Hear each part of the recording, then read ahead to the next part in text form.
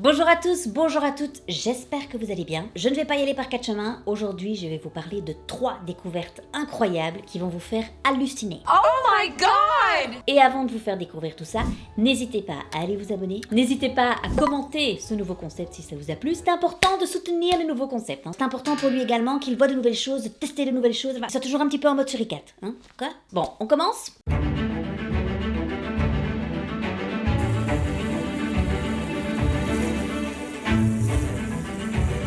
Vous le savez, la France est le plus grand consommateur de fromage au monde.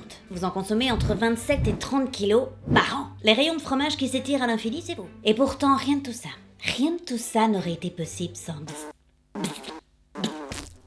La fenêtre était grande ouverte pourtant. Ah oui, sans les ailes, ça va être plus compliqué. Une mouche, people. Oui, l'histoire du fromage commence par une mouche. On utilise toujours les deux mêmes adjectifs pour la définir. Débile et dégueulasse. Alors que, pour démarrer la conversation et avant de parler de fromage, mouche dégueulasse, je vous demanderai de retirer ça tout de suite. Sachez que les mouches drosophiles, donc les mouches à fruits, celles qui vont nous intéresser dans cette histoire, eh bien ces mouches doivent en permanence boire de l'alcool pour combattre leur maladie. La meuf se désinfecte. Oui, la meuf a son gel hydroalcoolique en permanence sur elle. Un petit peu de considération. Elle n'a pas attendu le Covid pour s'équiper, elle. En plus, si on se projette un petit peu, on n'a pas l'air brillant à proximité d'une mouche, je vous le dis. Dès qu'elle s'approche de nous, la mouche, elle voit ça. Ils ont des gueules, quand même. Non, mais c'est parce qu'ils sont dégoûtés. Dégoûtés? Je suis une mouche. C'est un peu fort, t'as vu l'intérieur de leur pif à ces porcs? Deuxième constat qu'on fait sur la mouche, elle est conne. Conclusion apportée également par l'observation d'une mouche en plein vol.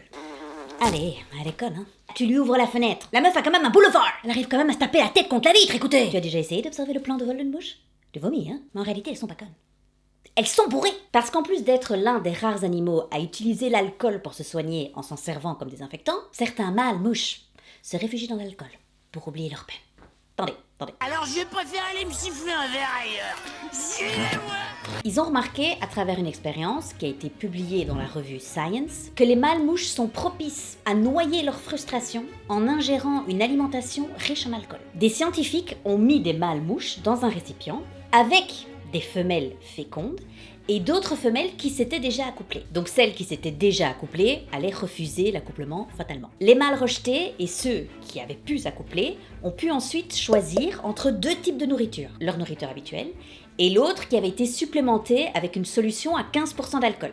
Les mâles frustrés ont eu tendance à préférer la nourriture alcoolisée par rapport aux autres. Les mecs vont au bar pour oublier leur peine quelque part. Ils sont bourrés. On a trouvé l'explication du vol suspect des mouches. Elles sont ivres.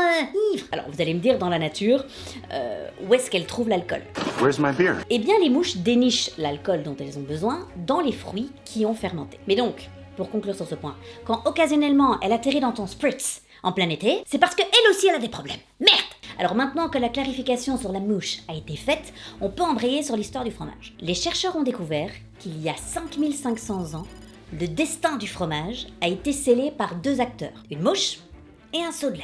Oui, on dirait une fable de La Fontaine qui n'a jamais vu le jour. La mouche, ayant été bourrée tout l'été, se trouva fort dépourvue quand à aucune réunion des alcooliques anonymes ne fut venue. La mouche a donc rôdé un jour autour d'un seau de lait. La soirée avait été bien arrosée, enfin bref, elle est tombée dedans. Et elle est morte. Sauf qu'elle avait consommé de l'alcool avant. Et que donc il y avait présence dans son corps de levures. Et donc là, les levures présentes dans la mouche se sont reproduites avec des levures cousines qui étaient présentes dans le lait. Une sombre histoire d'alcoolisme sur fond de consanguinité, c'est pas comme ça que t'imaginais ton camembert, j'imagine bien. Président, le plaisir, c'est important. Mais donc ces 2 levures se mélangent. Et l'association de ces 2 levures a donné pour la première fois une souche qui a fait fermenter le lait et qui lui a donné un bon goût. Du coup, les hommes ont goûté ce truc. Oui, ils ont probablement bouffé la mouche. Enfin, c'est pas la question là. Les hommes ont aimé le goût, ils ont pas jeté le seau, ils ont gardé le lait. Ils ont gardé cette souche de levure jusqu'à aujourd'hui où des milliards de gens mangent chaque jour des yaourts et des fromages. L'homme a domestiqué cette levure comme il a domestiqué des plantes ou des animaux. Et comment on connaît cette info? Eh bien grâce à la génétique des levures dans les mouches, dans les fruits et dans les fromages. Et oui, la chance et une mouche tombée dans un seau de lait il y a 5500 ans nous ont permis d'avoir tous nos fromages et tous nos yaourts d'aujourd'hui. Du coup là j'imagine que de conne et sale, elle passe au rang de sa majesté, les mouches.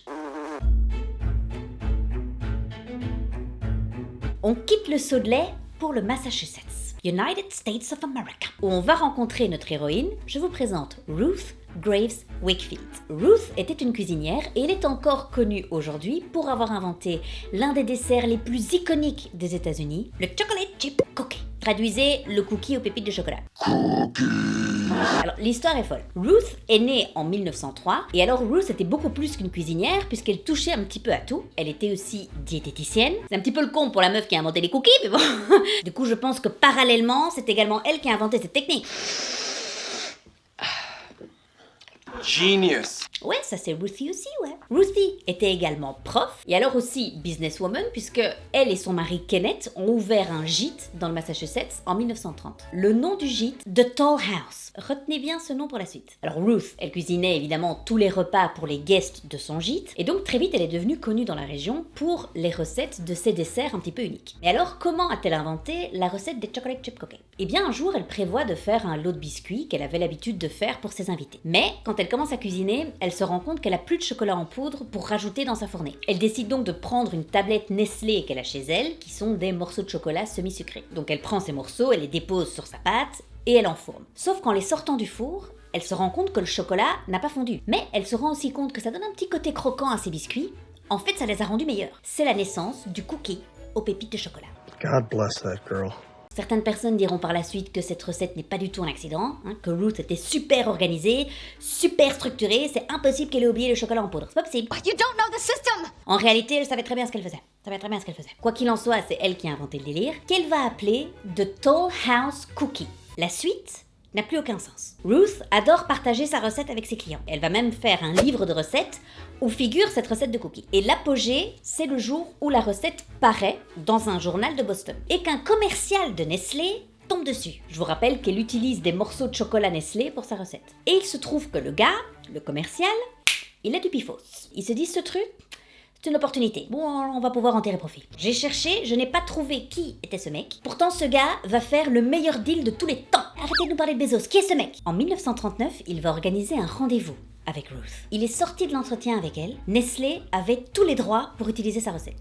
Nestle Toll House? Mais bien sûr, mais l'association des deux noms vient de là. Le gîte de Ruth, Massachusetts, United States of America, et Nestlé. Nestlé Toll House. Je comprends la blague 10 ans plus tard. Ruth a aussi accepté que sa recette soit imprimée sur tous les paquets de chocolate chips de Nestlé. Phoebe, is this the recipe? Et elle a reçu quoi en retour? $1. Et autant de chocolat Nestlé qu'elle souhaite jusqu'à la fin de sa vie. $1. Nestlé, ils ont créé un empire avec ce Nestlé Toll House, hein. Ils ont même créé une chaîne de coffee shop où ils vendaient ses cookies. Et l'autre, $1 et 3 tablettes, vous emmerdez pas, hein. Mais enfin, Ruthie, du Massachusetts. En plus, cerise sur le cookie. Ruth, qui est décédée en 1977, a dit qu'elle n'avait jamais vu la couleur du dollar de Nestlé. Le chocolat, oui, mais pas le dollar. Nestlé, on ne vous dérange pas? Par contre, vous n'avez pas oublié de protéger la marque, hein. Ah bah oui, il y a le petit copyright, hein, sur le truc que vous avez payé $1. Faut quand même savoir que Nestlé est numéro 1 dans le monde pour la vente des pâtes à cookies surgelées, avec sa marque Toll House. Nestle Toll House. Alors il se dit également que Ruth aurait négocié pour créer d'autres recettes avec Nestlé. Alors j'espère que là, elle a pris un petit billet, parce que sinon, on marche sur la tête. Ou alors, la meuf était vraiment ultra organisée, ultra structurée, comme le disaient certaines personnes, et elle a pas géré d'avoir oublié une fois le chocolat en poudre. Elle a pas géré. Ça l'a fait vriller, elle a sombré dans la folie. Elle aurait pas dû exister, cette recette, t'entends? Prends-la pour un bal et casse-toi, Nestlé. I have never, ever been happier! Thank you. Next.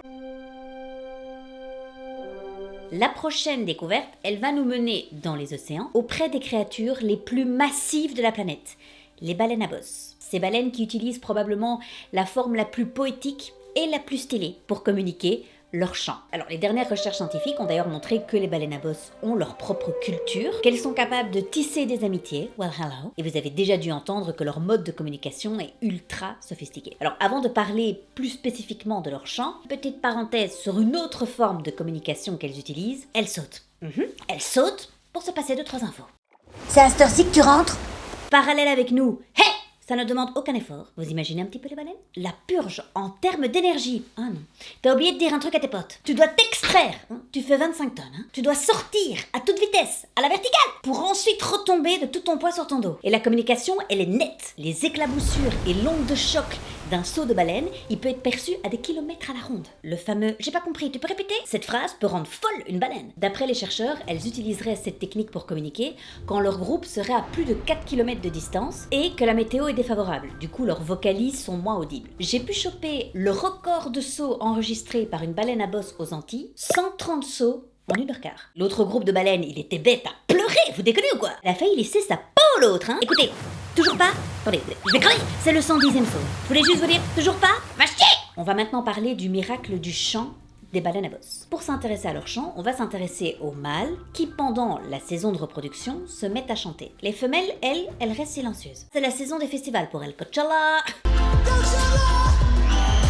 Les chercheurs ne savent pas précisément si ces chants permettent aux mâles d'attirer les femelles ou de rivaliser entre eux. Tout commence quand les chercheurs commencent à se rendre compte que les chants des baleines sont les mêmes à différents endroits du globe. Ce sont évidemment des baleines différentes, hein. En plus, ils commencent à se rendre compte que ces chants, ils évoluent de saison en saison. Tous les mâles d'une population vont se conformer et vont chanter la version type du moment. Attendez, pardon. Les baleines ont des hits de l'été chaque année. La découverte s'est passée comme ça. Ils ont observé un chant en Australie occidentale. Les baleines mettent au point leur tube de l'été, là.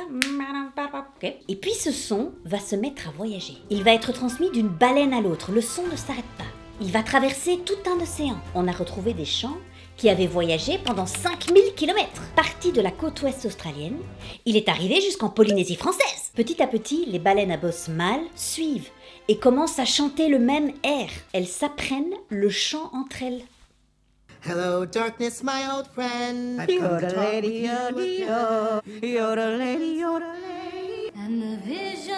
In restless dreams I walked alone. Une étude en 2022 menée en Nouvelle-Calédonie et à l'est de la côte australienne affirme que la complexité des chants aussi, elle est transmise et elle est maintenue pendant cet échange interpopulation, donc d'une baleine à bosse à l'autre. Ils ratent pas une note les mecs en plus, hein. Ce chant est repris de groupe en groupe à travers la planète, la magie du processus. Selon les chercheurs, c'est le premier échange culturel qui est observé sur une si large région chez une espèce animale autre que l'homme. Parlons un petit peu plus dans le détail de ces beatmakers. Chaque année, les chants sont copiés à partir de 6 baleines minimum. Alors, je sais qu'on a toujours tendance à anthropomorphiser les animaux, mais vu qu'il y a une possibilité pour qu'en réalité les mâles chantent pour impressionner les femelles, donc c'est une rivalité entre mâles. Donc ma conclusion, c'est que quand les mecs créent les accords pour leurs chansons là, il y a des coups bas. Il y a tentative de se la péter, obligatoirement. Imaginez, ils sont tous calmes, ils sont encore calés sur le hit de l'année passée. Un truc fin en termes de paroles, mais chill techniquement parlant. Mais quoi que tu fasses, l'amour est partout, te regarde. Là, je vous le dis, il y a un mec qui débarque et qui va venir chercher la perf.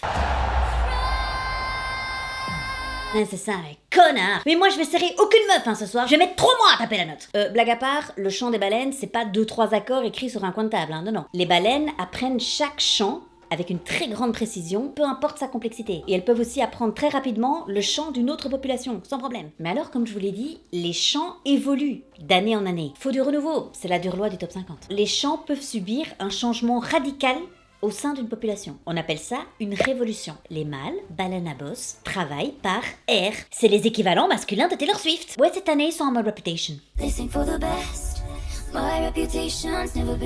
Mais en tout cas, on parle de révolution quand un nouveau type de chant est introduit dans une population d'Australie occidentale et qu'elle remplace le chant existant. Toujours dans la même lignée de les mâles baleines à bosse font des concerts à guichets fermés à travers les océans, ils ont pu déceler que les baleines pouvaient utiliser le corail pour amplifier le son de leur chant. Un photographe de National Geographic a pu capter ces images un peu inédites où il y a une baleine, donc la tête en bas, vers le corail, qui chante pour amplifier le son de sa mélodie. Mais le mec va en studio, j'en peux plus. Imaginez l'émotion des chercheurs qui écoutent un chant en Australie occidentale, puis ils se retrouvent à écouter une baleine en studio d'enregistrement à 8000 km dans les îles Cook. Ouais, c'est le même son. Et voilà, c'est la fin de la vidéo. J'espère qu'elle vous a plu. Je me suis éclatée à écrire ce script sur ces 3 découvertes que je trouve juste incroyables. Si ça vous a plu, n'hésitez pas à liker et à commenter, comme je vous l'ai dit au début de la vidéo. On se retrouve dans 2 semaines pour un nouveau Ce qu'on vous a jamais dit. D'ici là, écoutez, il y a 100 autres vidéos sur ma chaine, donc vous avez un peu le temps de voir venir, quoi. Je vous fais de gros bisous, prenez soin de vous. Ciao.